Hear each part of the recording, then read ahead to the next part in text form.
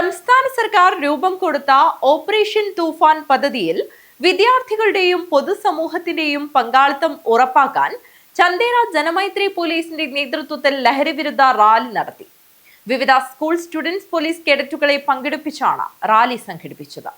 Chandera Janamaithri police വിവിധ സ്കൂളുകളിലെ കുട്ടി പോലീസ് യൂണിറ്റുകളുടെ സഹകരണത്തോടെയാണ് തൃക്കരിപ്പൂർ ടൗണിൽ ലഹരിവിരുദ്ധ റാലി നടത്തിയത്. തങ്കയമുക്കിൽ നിന്നും തൃക്കരിപ്പൂർ ടൗണിലേക്ക് നടത്തിയ ലഹരിവിരുദ്ധ റാലിയിൽ തൃക്കരിപ്പൂർ, പടന്നാക്കടപ്പുറം, ഉദിനൂർ, ചെറുവത്തൂർ, കുട്ടമത്ത് തുടങ്ങിയ സ്കൂളുകളിലെ SPC കേഡറ്റുകളാണ് അണിനിരന്നത്.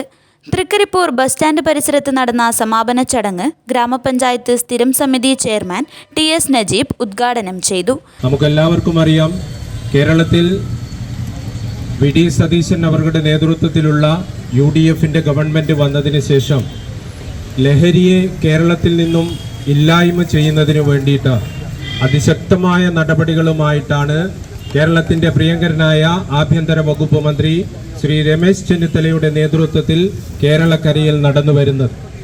കഴിഞ്ഞ കുറച്ച് വർഷക്കാലമായി കേരളം ലഹരിയുടെ നീരാളിപ്പിടുത്തത്തിലായിരുന്നു എന്നുള്ളത് നമ്മുടെ എല്ലാവരുടെയും അറിവുകളിലും അതോടൊപ്പം തന്നെ നാട്ടിലുള്ള അനുഭവങ്ങളിലൂടെയും അത് നമുക്ക് വ്യക്തമായ കാര്യമാണ്.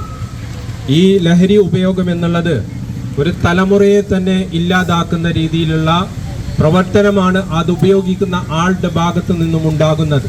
നാടിന് ഒരു പൊതുശല്യമായി മാറുന്ന രീതിയിലേക്ക് അത് മാറുന്നു. നാട്ടിൽ അക്രമ സംഭവങ്ങൾ നടക്കുന്നു.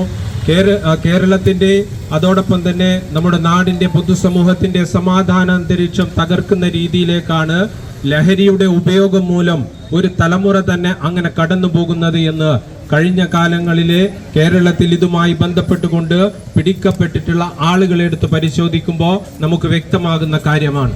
Chandera police inspector MV Shiju അധ്യക്ഷത വഹിച്ചു. പഞ്ചായത്ത് അംഗം Fayis Biricheri, SI VM Madhusoodanan, EK Baija, PP Shibu എന്നിവർ സംസാരിച്ചു. തുടർന്ന് ലഹരിവിരുദ്ധ പ്രതിജ്ഞയും നടന്നു. ദിനാചരണ ഭാഗമായി സ്റ്റുഡന്റ് പോലീസ് കേഡറ്റുകൾക്കായി നടത്തിയ പോസ്റ്റർ രചനാ മത്സരത്തിലെ വിജയികൾക്ക് ചടങ്ങിൽ സമ്മാന വിതരണം നടത്തി. News bureau, Trikaripur.